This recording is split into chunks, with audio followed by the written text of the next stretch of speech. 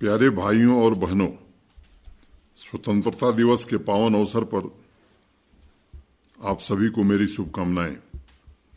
आज के इस पवित्र त्योहार पर आवाम की आवाज का आवाम के लिए विशेष महत्व है, इसलिए प्रसारण के समय में परिवर्तन किया गया है और आज की शाम मैं आप सभी से रूबरू। पूरा जम्मू कश्मीर आज़ादी के इस अमृत महोत्सव को धूमधाम से मना रहा है। आज सुबह अपने संबोधन में मैंने सभी नागरिकों से नए जम्मू कश्मीर के निर्माण के संकल्प के लिए आह्वान किया था। पिछले अनेक दशकों से जम्मू कश्मीर असंतुलित विकास की मार झेल रहा था, इसलिए हमारा दायित्व है कि सभी वर्गों की उन्नति के लिए ठोस उपायों के साथ अनेक मोर्चों पर काम किया जाए और उन्हें मुख्य विकास की धारा से जोड़ा जाए। जम्मू कश्मीर आज पहले से अधिक मजबूत एवं संपन्न हुआ है, लेकिन मैं मानता हूं कि अभी भी बहुत काम बाकी है। इसलिए हर महीने के तीसरे रविवार को मुझे भी प्रतीक्षा रहती है ताकि आपके सुझावों पर काम करते हुए प्रशासन विश्वास के साथ मंजिल की तरफ बढ़ सके। मुझको चलने दो, अकेला है अभी मेरा सफर, रास्ता रोका गया तो काफिला हो जाऊंगा। मित्रों, दशकों बाद जम्मू कश्मीर में अब तरक्की का काफिला बनने लगा है। जनता की भागीदारी से सही नीति का निर्माण एवं क्रियान्वयन हो रहा है। जो निर्णय प्रशासन द्वारा लिए जा रहे हैं वो लोगों की रोजमर्रा की जिंदगी बेहतर बनाने एवं विकास के लिए उपयुक्त वातावरण तैयार करने में प्रभावशाली साबित हों, इसकी कोशिश हो रही है। मेरी गुजारिश है, एकजुट होकर जम्मू कश्मीर के भविष्य को संवारने का संकल्प लें। फिर अतीत के चक्रवात में दृष्टि न उलझा लेना तुम, अनगिन झोंके उन घटनाओं को दोहराने आएंगे। रह रह आंखों में चुभती है पथ की निर्जन दोपहरी, आगे और बढ़े तो शायद दृश्य सुहाने आएंगे। श्रीनगर के मीर जुनैद ने मुझे नए जम्मू कश्मीर के नए संकल्प के बारे में लिखा है। उनका कहना है कि यूटी के सभी अस्पतालों में ई हॉस्पिटल और उससे जुड़े मॉड्यूल को लागू करने की जरूरत है। इसके लिए केंद्र सरकार की एजेंसी एनआईसी ने जरूरी सॉफ्टवेयर भी तैयार किया है। उन्होंने आगे इस बात का भी जिक्र किया है कि जीएमसी श्रीनगर और कुछ डिस्ट्रिक्ट हॉस्पिटल ने यह कैपेबिलिटी हासिल कर ली है, लेकिन किन्हीं कारणों से इसे शुरू नहीं किया जा सका है। मीर जुनैद ने आगे इस बात का भी जिक्र किया है कि क्लाउड बेस्ड ई हॉस्पिटल और उसके मॉड्यूल के जरिए अस्पताल का मैनेजमेंट दुरुस्त होगा। पेशेंट को अपॉइंटमेंट तथा टिकट के लिए लंबी लाइन नहीं लगानी पड़ेगी। हेल्थ वर्कर्स तथा डॉक्टर्स के समय को भी रेगुलेट किया जा सकेगा। जुनैद साहब, आपके इस सुझाव के लिए बहुत बहुत शुक्रिया। हेल्थ डिपार्टमेंट को इस पर उचित कार्रवाई के लिए कहा जाएगा तथा हेल्थ इंफ्रास्ट्रक्चर में हम जो परिवर्तन ला रहे हैं उसमें टेक्निकल इंटरवेंशन का मजबूत आधार प्रदान किया जाएगा। हेल्थ डिपार्टमेंट से ही जुड़ा एक और सुझाव बारामूला के जहूर अहमद साहब ने भेजा है। उनका सुझाव है कि जन औषधि केंद्र जो आदरणीय प्रधानमंत्री श्री नरेंद्र मोदी जी ने आवाम के लिए शुरू किया है उसमें सर्जिकल आइटम भी रखे जाएं। उनका दूसरा सुझाव है कि सभी जन औषधि केंद्रों की इन्वेंटरी मैनेजमेंट और सप्लाई चेन को जम्मू कश्मीर में और मजबूत करने की जरूरत है। जहूर साहब का कहना है कि पेशेंट को कई बार डॉक्टर्स द्वारा प्रेस्क्राइब मेडिसिन उपलब्ध न होने की वजह से मायूस लौटना पड़ता है। जहूर साहब, आपके सुझाव काफी ठीक हैं। मैं आप ऐसे सुझावों का स्वागत करता हूं जो वर्तमान व्यवस्था में सकारात्मक बदलाव की पहल करते हैं। जम्मू कश्मीर के सभी 20 जिलों में कुल मिलाकर 103 जन औषधि केंद्र हैं, जहां अन्य केमिस्ट दुकान की तुलना में 50% दवाइयां सस्ती मिलती हैं। आम लोगों को इससे बहुत बड़ी राहत मिली है, लेकिन ये जेनरिक मेडिसिन की दुकान है। यहाँ सर्जिकल इंस्ट्रूमेंट अभी उपलब्ध नहीं है, ये बात आपको समझनी चाहिए। और सामान्य रूप से मुझे लगता है कि डॉक्टर एक स्पेशल ब्रांड लिखते हैं। कोशिश की जाएगी और इसकी व्यवस्था सुनिश्चित की जाएगी कि जेनरिक मेडिसिन लिखने का काम ज्यादा से ज्यादा हो। नए जम्मू कश्मीर के नए संकल्प की श्रेणी में हेल्थ डिपार्टमेंट से संबंधित एक तीसरा सुझाव जम्मू की रहने वाली डॉक्टर ईसा कोहली ने भेजा है। उनका कहना है कि स्टेट हेल्थ एजेंसी ने अभी जो डिस्ट्रिक्ट प्रोग्राम कोऑर्डिनेटर के रिक्त पदों को भरने के लिए विज्ञापन निकाला है, उसमें आयुर्वेद एवं होम्योपैथ के ग्रेजुएट को भर्ती हेतु योग्य माना गया है, लेकिन एमबीबीएस के सब्जेक्ट्स पढ़ने वाले डेंटल सर्जन को इसमें शामिल नहीं किया गया है। ईसा जी ने अनुरोध किया है कि डेंटल सर्जन को भी इन पदों के लिए योग्य घोषित किया जा सकता है। डॉक्टर ईसा, मैं आपके इस सुझाव के लिए धन्यवाद देता हूं और हेल्थ डिपार्टमेंट इसकी संभावनाओं पर विचार करे, ऐसा निर्देश उनको दिया जाएगा। लेकिन सरकारी व्यवस्था कुछ नियमों के अंतर्गत चलती है, इसका भी ध्यान रखना पड़ता है। मैंने अपने पिछले महीने के कार्यक्रम में भी इस बात का जिक्र किया था कि डेंटल सर्जन के रिक्त पद जम्मू कश्मीर यूटी में काफी कम है और जो पद रिक्त हैं उनका विज्ञापन शीघ्र निकालेंगे। मिशन यूथ के अंतर्गत भी हमने निर्णय लिया है कि ज्यादा से ज्यादा डेंटल सर्जन को प्रशासन की तरफ से आर्थिक सहायता मुहैया कराकर उन्हें खुद का क्लिनिक खोलने के लिए प्रेरित किया जाए। पहले फेज में हमने लक्ष्य रखा है कि 400 डेंटल सर्जन को प्रशासन की तरफ से आर्थिक मदद दी जाएगी। जितने भी युवा डेंटल सर्जन अपना क्लिनिक खोलना चाहते हैं, मैं उनसे आग्रह करूंगा कि इसमें आवेदन करें, उनकी पूरी मदद की जाएगी। सुंदरबनी रजौरी की रहने वाली पारुल शर्मा ने कंपैशनेट अपॉइंटमेंट यानी अनुकंपा नियुक्ति के पेंडिंग केसेस के बारे में लिखा है। उनका कहना है कि लगभग 13 ऐसे केसेस हैं जो पिछले 2 साल से पेंडिंग हैं। पारुल जी ने आगे लिखा है कि ऐसे कर्मचारी जिनकी देश सेवा के दौरान मृत्यु हुई थी, उनके परिजनों के साथ आजादी के इस पवित्र त्योहार पर पूरी संवेदना के साथ प्रशासन को मदद करनी चाहिए और इस पर उचित कार्रवाई करनी चाहिए ताकि नए जम्मू कश्मीर में नए कार्यनीति का चलना शुरू हो। पारुल जी, मैं सामान्य प्रशासनिक विभाग को आपके सुझावों पर केवल गौर करने के लिए नहीं, कार्रवाई करने के लिए निर्देश दूंगा।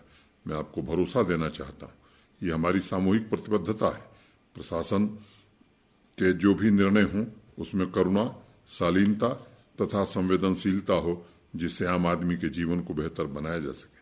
मैं जानता हूं आज प्रशासन के सामने अनेक ऐसे कार्य जिन्हें बहुत सालों से पूरा नहीं किया जा सका है, पेंडिंग पड़े हैं और मुझे इस सच्चाई को स्वीकार करने में कोई गुरेज नहीं है, क्योंकि हमें पेंडिंग कामों की व्यवस्था विरासत में मिली है।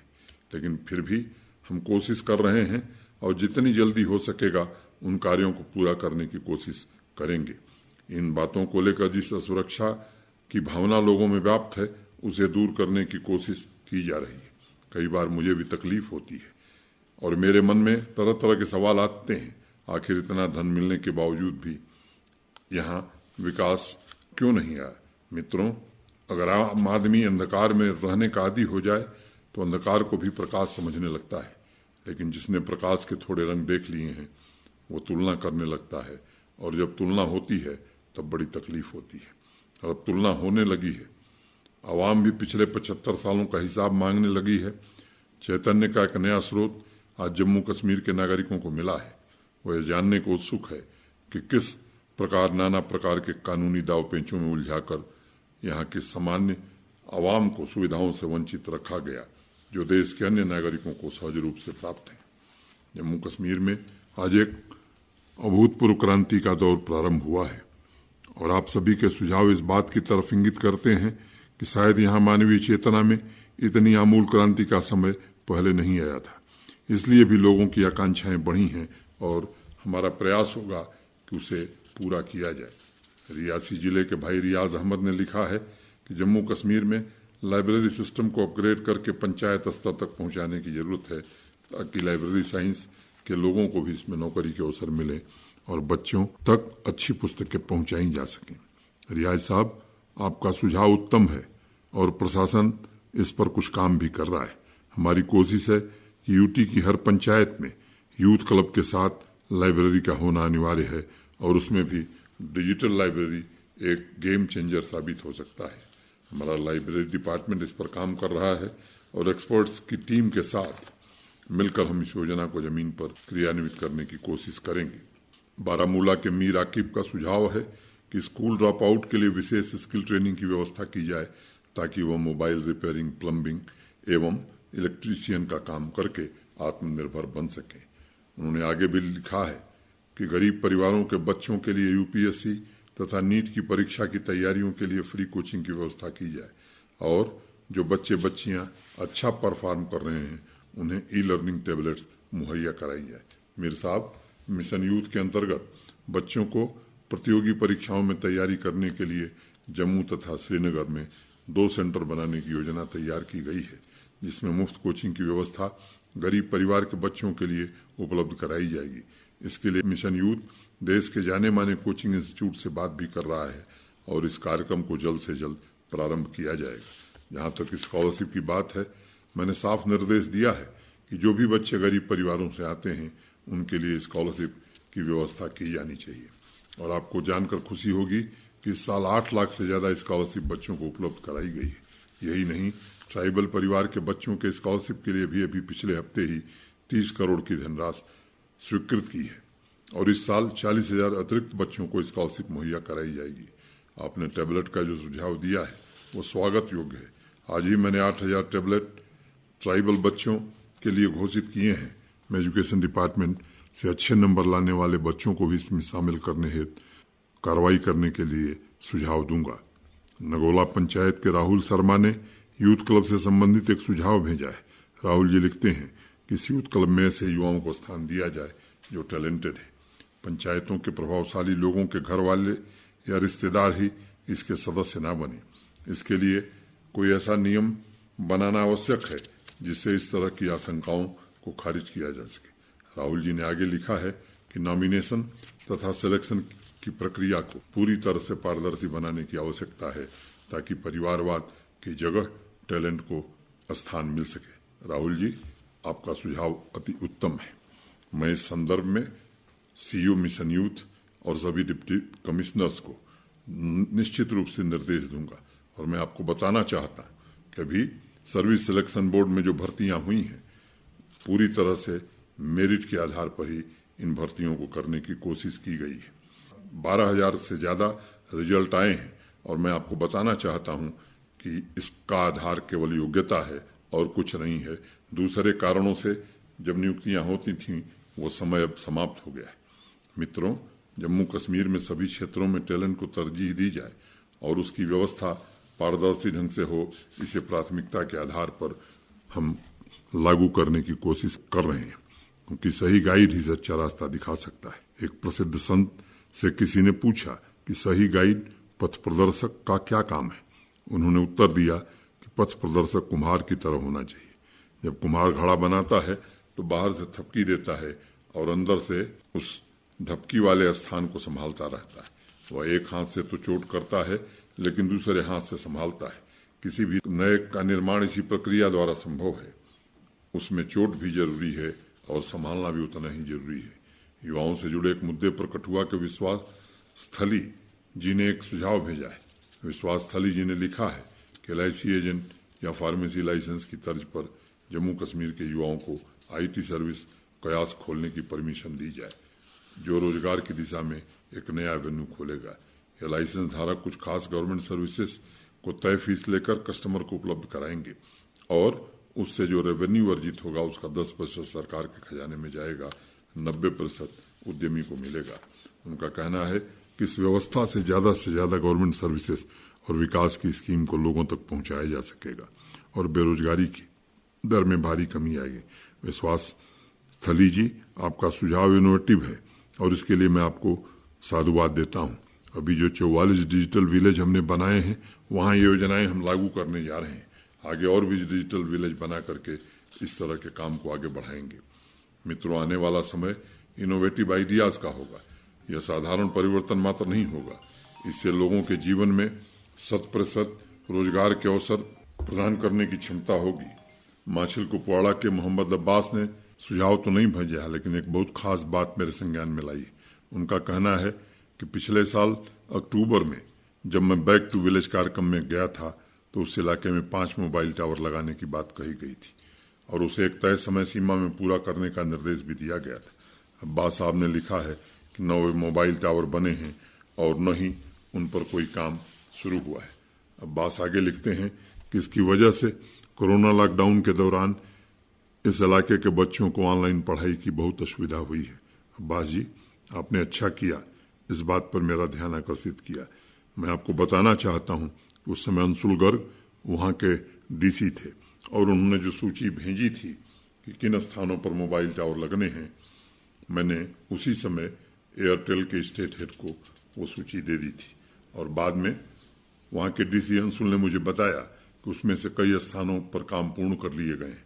अगर कोई शेष रह गया है तो कृपा करके मेरे ध्यान में लाने का प्रयास करें, मैं उस पर जरूर कार्रवाई करूंगा। अभी मैं वंगस वैली गया था, यह बात मेरे मन में थी, इसलिए संबंधित विभाग को इस देरी की वजह से जांच करने का निर्देश भी दिया गया है। उन्हें यह भी निर्देश दिया गया है इस काम को यथाशीघ्र पूरा किया जाए। ऐसे समय में जबकि शिक्षा के क्षेत्र में दिनों दिन उन्नति हो रही है, जागरूक नागरिक से अनेकों सुझाव मिल रहे हैं। डोडा से सुनील कुमार ने लिखा है कि हायर सेकेंडरी से ही मास कम्युनिकेशन तथा टूरिज्म इंडस्ट्री के कोर्स शामिल कर लिए जाने चाहिए। इससे आगे चलकर स्टूडेंट्स को रोजगार के अवसर मिलेंगे। उनका यह भी सुझाव है अनेक official terminology GLT, RET, third teacher को समाप्त करके एक सिंगल टर्म यानी टीचर का इस्तेमाल किया जाए। सुनील कुमार जी ने आंगनबाड़ी के बारे में भी सुझाव भेजा है। सभी गांवों में आंगनबाड़ी के पास के प्राइमरी हेल्थ सेंटर के पास रखा जाए और मिड डे मील स्कीम को उनकी निगरानी में चलाया जाए। कि सुनील जी, आपके सुझाव के लिए मैं आपका शुक्रिया अदा करता हूँ। मुझे लगता है कि आंगनबाड़ी की संख्या ज़्यादा है, प्राइमरी हेल्थ सेंटर की संख्या कम है, इसलिए ये व्यवस्था कितनी व्यवहारिक होगी ये देखना पड़ेगा। Mid day meal school education department का एक काम है, बेहतर व्यवस्था हो इसको जरूर सुनिश्चित कराने की कोशिश की जाएगी। पुंछ के दर्शन कुमार एवं डोडा के ऋषि कुमार ने शिक्षा के क्षेत्र में सुधार के लिए अनेक सुझाव भेजे हैं। उन्होंने लिखा है कि शिक्षा विभाग के अफसरों का प्रमोशन विभागीय परीक्षा के द्वारा किया जाए। हर जिले में स्कूलों के लिए एक IT सेल का गठन हो तथा एकेडमिक परफॉर्मेंस और उसमें बेहतरी के लिए जिला स्तर की कमेटी का गठन किया जाए। उन्होंने ये भी लिखा है कि district institute of education and training पुराने ढर्रे पर चल रहा है और बदलते समय में अब उसकी ज्यादा उपयोगिता नहीं रह गई, इसलिए शिक्षा विभाग को आवश्यक सुधार के विषय में सोचना चाहिए। इन सभी सुझावों के लिए मैं दर्शन एवं ऋषि जी को धन्यवाद देता हूँ। पिछले महीने स्कूल एजुकेशन डिपार्टमेंट की रिव्यू मीटिंग में मैंने जिला स्तर पर कमेटी गठित कर परफॉर्मेंस रिव्यू, छात्रों में साइंटिफिक टेम्पर तथा शिक्षकों में नई शिक्षा नीति के अनुसार काम करने की सलाह दी थी। मुझे उम्मीद है कि नई शिक्षा नीति आपके जो शंकाएं हैं उनके समाधान में काफी हद तक सफल होगी। शिक्षकों को ट्रेनिंग दी जाए, ये नई शिक्षा नीति में स्पष्ट रूप से कहा गया है और ये काम तेज गति से यहाँ प्रारंभ हुआ है। प्राइमरी स्कूल के बच्चों को मातृभाषा में पुस्तकें उपलब्ध कराना डिपार्टमेंट ने शुरू किया है। आपके अन्य सुझावों पर भी स्कूल एजुकेशन डिपार्टमेंट गौर करे, इसका निर्देश दिया जाएगा। आज आवाम की आवाज में मजहब, जाति, भाषा के बंधनों से ऊपर उठकर भारतीय संस्कृति के पुनरुत्थान में भी मैं आपकी भागीदारी का आह्वान करता हूँ और मुझे उम्मीद है कि आपके सहयोग से हम अपनी विरासत को न सिर्फ पुनर्जीवित करेंगे बल्कि भेदभाव की दीवारों को भी ढा सकेंगे। कुछ दिन पहले ऐतिहासिक निशात गार्डन तथा शालीमार गार्डन के रेस्टोरेशन के लिए JSW फाउंडेशन के साथ करार किया गया है। आने वाले दिनों में शिवखोड़ी के मंदिर के रेस्टोरेशन और कंजर्वेशन पर भी JSW फाउंडेशन काम करने वाला है। जबकि देश आजादी का अमृत महोत्सव मना रहा है, सभी सरकारी डिपार्टमेंट चुने हुए जनप्रतिनिधि एवं नागरिकों से अपनी सांस्कृतिक धरोहरों को सहेजने की भी मैं अपेक्षा रखता हूँ। डोडा के वीरेंद्र कुमार ने लिखा है कि भद्रवा फोर्ट, जिसे 1733 में राजा मेथनी पाल ने बनाया था, उसके संरक्षण और प्रमोशन पर प्रशासन को मिलकर काम करने की आवश्यकता है।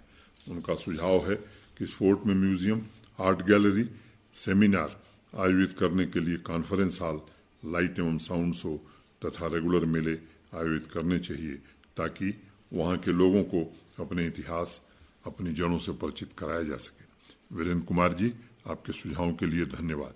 मैं टूरिज्म तथा कल्चर डिपार्टमेंट को इस आवश्यक कार्रवाई हेतु निर्देशित करूंगा।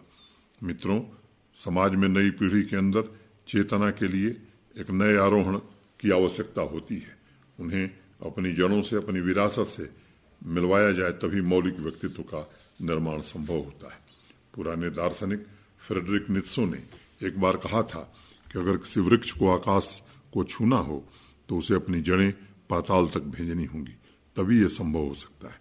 इंसान के व्यक्तित्व के ऊपर भी यही बात लागू होती है। उसकी जड़ें जितनी अपनी संस्कृति से गहरी जुड़ी होंगी, उतनी ही उसके व्यक्तित्व के आसमान के तारे छूने की संभावना होगी। इस सिलसिले में एक दूसरा सुझाव चन्नी हिम्मत जम्मू से हिना महाजन ने भेजा है। उन्होंने लिखा है कि लोकल, राष्ट्रीय तथा अंतर्राष्ट्रीय एक्सपोर्ट की मदद से ऐतिहासिक मुबारक मंडी एवं स्टेट आर्काइव को सजोया और पुनर्जीवित किया जाए। हिना जी, आपका सुझाव उत्तम है और इसके लिए मैं आपको धन्यवाद देता हूं। पिछले वर्ष ही केंद्र सरकार के संस्कृति सचिव एवं अन्य अधिकारियों के साथ मैं स्वयं मुबारक मंडी गया था। वहां चल रहे रेस्टोरेशन के काम में एक्सपर्ट को शामिल किया जाए, इसकी कोशिश प्रारंभ हुई है। जम्मू कश्मीर के सभी अधिकारियों एवं केंद्र के एक्सपर्ट्स के साथ मैंने मीटिंग भी करी थी और जैसा आपने सुझाव दिया है, मल्टी डिसिप्लिनरी टीम के साथ इस काम को इंटीग्रेटेड तरीके से पूरा किया जाए, ये बात तय की गई है। मुझे पूर्ण विश्वास है मुबारक मंडी के पूर्व गौरव को आने वाले समय में हम जरूर एक्सपर्ट्स की मदद से पुनर्जीवित कर सकेंगे। यह न सिर्फ देश के लिए बल्कि विदेश में रहने वाले लोगों के लिए भी आकर्षण का एक प्रमुख केंद्र होगा। रामनगर उधमपुर के चंद्रभूषण जी ने लिखा है कि बसंतगढ़ और रामनगर में कई ऐसी ऐतिहासिक जगहें हैं, जैसे रामनगर पैलेस, राजा की बावली, बसंतगढ़ फोर्ट एवं मनवाल टेम्पल, जिनको रेस्टोर करके प्रमोशन करने की जरूरत है। चंद्रभूषण जी, मैं जिला प्रशासन एवं कला संस्कृति विभाग को आपके सुझावों पर शीघ्र कार्रवाई करने का निर्देश देता हूं। मित्रों, हिंदुस्तान ने स्वर्ण दिन देखे हैं। यहाँ की संपदा, सुख, समृद्धि पूरे विश्व के लिए ईर्ष्या का विषय रही है। एक ऐसा कालखंड आया जब यहाँ की धरोहरों को लुटेरों ने तहस नहस कर दिया। आदरणीय प्रधानमंत्री श्री नरेंद्र मोदी जी की प्रांजल प्रतिभा, दूरदृष्टि से मुल्क की धरोहरों को सुरक्षित रखने और कई धरोहरों को विदेश से वापस लाने का एक सराहनीय प्रयास प्रारंभ हुआ है। आप सबको याद होगा, आदरणीय प्रधानमंत्री जी जब 2016 में अमेरिका गए थे तो वहां की सरकार ने 200 पुरानी पुरावस्तुओं को वापस किया था। यही नहीं, ऑस्ट्रेलिया, कनाडा, जर्मनी के अनेक दौरों के दौरान भी कई हमारी कीमती धरोहरें वापस लौटाई गई हैं। क्रांतिकारी स्वतंत्रता सेनानी श्यामजी कृष्ण वर्मा, जिन्होंने देश की आजादी के लिए अपना जीवन समर्पित कर दिया था, उनकी अस्थियों को स्विस सरकार से अनुरोध करके भारत लाने वाले हमारे प्रधानमंत्री जी ही थे। जब उन्होंने आजादी का अमृत महोत्सव शुरू किया तो उसके पीछे भी यही धारणा थी कि नई पीढ़ी को अपनी सर्वोत्कृष्ट संस्कृति से रूबरू कराया जाए, ताकि वह आने वाली चुनौतियों एवं भविष्य के राष्ट्र निर्माण के लिए भी पूर्ण रूपेण तैयार हो सके। मित्रों, भारत की संस्कृति विश्व का दर्शन शास्त्र है। शायद ही पृथ्वी पर इतना समृद्ध जीता जागता शास्त्र मौजूद है। कबीरदास ने लिखा है, जिन खोजा तिन पाइयां गहरे पानी पैठ। जब नैतिक मूल्यों के साथ आधुनिक शिक्षा का मेल होगा तो इंसान में शुद्ध चेतना का जन्म संभव हो सकेगा। इसलिए हमारी कोशिश है कि सिर्फ किताबी ज्ञान की बजाय सांस्कृतिक एवं ऐतिहासिक ज्ञान भी नई पीढ़ी को उपलब्ध कराया जाए। हमारे वेदों से, उपनिषदों से, धम्मपद से, गीता से, रामकृष्ण रमन, महर्षि स्वामी विवेकानंद से संसार को नई मानवता का दर्शन प्राप्त हुआ है। हिंदुस्तान की खोज हमेशा सृजनात्मकता की खोज रही है। त्रिकुटा नगर जम्मू के कांतिभूषण जी ने भी जम्मू कश्मीर की संस्कृति के पुनर्जीवन को लेकर मुझे लिखा है और अनेक सुझाव भेजे हैं। क्रांति जी लिखते हैं कि डिस्ट्रिक्ट वाइज सभी सांस्कृतिक धरोहरों की एक सूची तैयार की जाए और उसके अनुरूप प्रशासन योजनाबद्ध तरीके से काम करे। उन्होंने ये भी लिखा है कि स्कूल में 8वीं कक्षा से सभी बालकों को इन सांस्कृतिक विरासतों के बारे में पढ़ाया जाए। वो आगे लिखते हैं, skill development department heritage conservation विषय को भी ट्रेनिंग में शामिल करके बहुत से युवाओं को न सिर्फ जम्मू कश्मीर की प्राचीन संस्कृति से परिचित करा सकता है, बल्कि उनको रोजगार के अवसर भी उपलब्ध करा सकता है। क्रांति जी, आपका सुझाव उत्तम है और इसका समायोजन कैसे किया जाए, इस पर कार्रवाई कैसे की जाए, इसकी हम जरूर चिंता करेंगे। आवाम की आवाज के इस एपिसोड के लिए बहुत से मित्रों ने पीने के पानी और ड्रेनेज सिस्टम पर भी सुझाव भेजा है। कुलगाम के मलिक नसरुल्लाह ने लिखा है कि ब्रनल गांव, जिसमें 11,000 के आसपास आबादी रहती है, साफ पीने के पानी की व्यवस्था नहीं है। उनका कहना है, नजदीक के फॉरेस्ट एरिया में एक फिल्ट्रेशन प्लांट लगाकर ये समस्या दूर की जा सकती है। मलिक जी, अभी पिछले हफ्ते ही मैं कुंड वैली के कार्यक्रम में शामिल हुआ था और मुझे आपको बताते हुए प्रसन्नता है कि आवाम को साफ पीने के पानी की सहूलियत को ध्यान में रखते हुए इस साल कुलगांव में 341 करोड़ रुपए की धनराशि से जल जीवन मिशन का काम किया जाएगा। जल शक्ति डिपार्टमेंट के रिव्यू मीटिंग में भी निर्देश दिया गया है कि हर घर नल की योजना को टाइम बाउंड तरीके से पूरा किया जाए। मुझे उम्मीद है कि कुलगाम डिस्ट्रिक्ट एडमिनिस्ट्रेशन इस पर उचित कार्रवाई करेगा। कठुआ की ऋतुप्रिया ने लिखा है कि कनाडा में बर्फबारी के दिनों में सभी नागरिकों को अपने घर के आसपास बर्फ को साफ करना होता है और अगर कोई नहीं करता तो उसे जुर्माना देना पड़ता है। ऋतु जी का अनुरोध कि जम्मू कश्मीर प्रशासन कनाडा का नियम पूरे यूटी में लागू कर सकता है ताकि मानसून तथा बर्फबारी के दिनों में रिहायशी इलाकों में जन भागीदारी की भावना से ड्रेनेज तथा बर्फ को साफ किया जा सके। ऋतु जी ने आगे लिखा है कि यूटी की सभी अर्बन लोकल बॉडीज को एक नियम बनाना चाहिए कि मोहल्लों में रोड की कारपेटिंग तभी होगी जब सभी घरों में सीवेज, पानी, बिजली, इंटरनेट तथा टेलीफोन का कनेक्शन ले लिया जाए। ऋतु जी, आपके सुझावों के लिए बहुत बहुत धन्यवाद। आपने जिन बातों की तरफ ध्यान आकर्षित किया है वह गुड गवर्नेंस के मजबूत आधार स्तंभ है। कितना भी बड़ा प्रशासनिक अमला क्यों न हो, बिना जन भागीदारी के जनता के जीवन को बेहतर बनाने वाले काम सुचारू ढंग से नहीं हो सकते। आपने कनाडा मॉडल का जिक्र किया है। मैं चाहता हूं कि जम्मू कश्मीर की जनता बिना किसी प्रशासनिक दखल के, बिना किसी फाइन के स्वेच्छा पूर्वक यह काम करे। मुझे गर्व है कि यहाँ बहुत सारे लोग ऐसा काम कर रहे हैं और मुझे लगता है आपके साथ कुछ और साथी इस आंदोलन को आगे बढ़ावें। रामबन से अजीत सिंह जी ने वहाँ की टूरिज्म सर्किट को डेवलप करने का सुझाव भेजा है। उन्होंने लिखा है कि सर्वाधार, सुनसरी, गुगलीधार, सरगली, हंसराज टॉप तथा गलाधार को पर्यटन स्थल के रूप में प्रमोट किया जा सकता है। अजीत सिंह जी, टूरिज्म डिपार्टमेंट की रिव्यू मीटिंग के दौरान रामबन एवं जम्मू डिवीजन के अन्य जिलों में भी पर्यटन स्थलों को प्रमोट करने एवं वहां सुविधाओं में विस्तार करने पर चर्चा हुई है। मैं टूरिज्म डिपार्टमेंट को आपके द्वारा सुझाए गए स्थानों को चिन्हित करने और समयानुसार उनकी क्षमता का आकलन करके कार्रवाई करने का निर्देश जरूर दूंगा। प्यारे भाइयों और बहनों, आत्मविश्वास से बड़ी बड़ी चुनौतियों का आसानी से सामना किया जा सकता है। हमारे पूर्वजों ने, स्वतंत्रता सेनानियों ने जिस खुली हवा में सांस लेने का अवसर दिया है उसके प्रति अनुग्रहित होकर हमें अमन तथा तरक्की के लिए काम करने की जरूरत है। 2 साल पहले जम्मू कश्मीर में एक नए युग का सूत्रपात हुआ था। वो आएगा दिल से दुआ तो करो, नमाजे मोहब्बत अदा तो करो, मिलेगा कोई बन के उन्वान भी, कहानी भी तुम इब्तदा तो करो। जय हिंद।